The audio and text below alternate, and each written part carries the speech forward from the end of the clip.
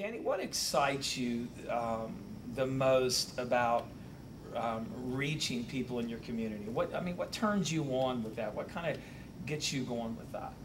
Well, I think the thing that excites me more than anything is seeing somebody's life changed, somebody that is completely outside of the church world, and maybe they were raised in church, they went to church when they were a kid, and then once they got to college, they never went to church again or whatever. What really excites me is to re-engage people like that have given up on church. They think church is judgmental, it's harsh, it's cold, it's irrelevant.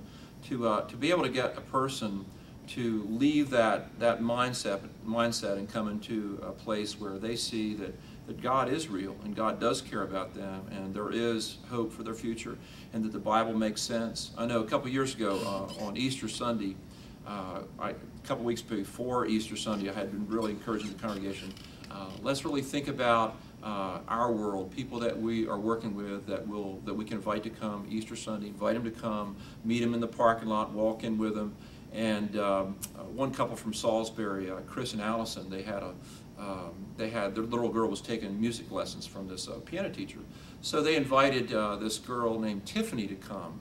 And because they'd had a long-term relationship with him with piano lessons and all that, Tiffany and her husband came, and they were in their late 20s, and they had a couple children, and typical, college-educated couple that went to church as kids but didn't go to church since then. They walked into our Easter service, and the first thing that impressed them was not anything that happened, just the atmosphere. They saw that the church wasn't traditional looking. There was lighting, there was exciting music playing before the service, and it was packed out. There was a lot of energy there. And so they sat through and listened to the band. They weren't expecting a band. They were looking for a pipe organ and all that. So the band got them excited. Drew happened to be a musician, so he was really intrigued with the music part.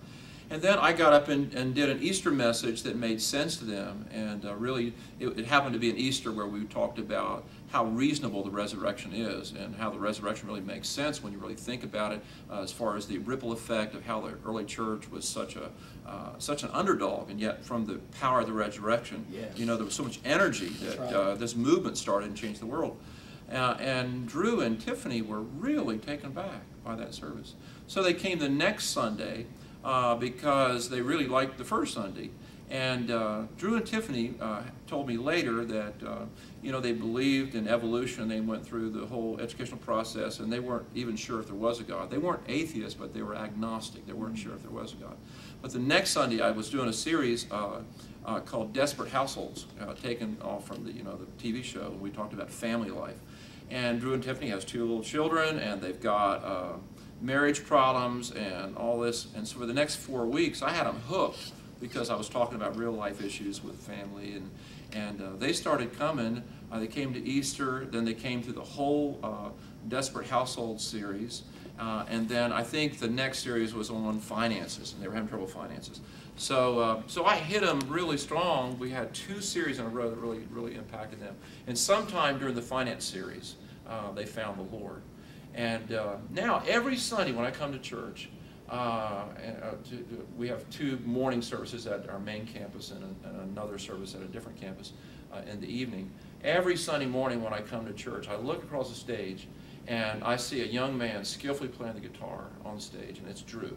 Wow. Drew found the Lord. Now Drew has joined our band. We have multiple guitar players, and I see him every Sunday, and it just really encourages me, because that is what personally invigorates me. I always tell churches that are like praying for revival and praying for the Holy Spirit to fall and really energize their church.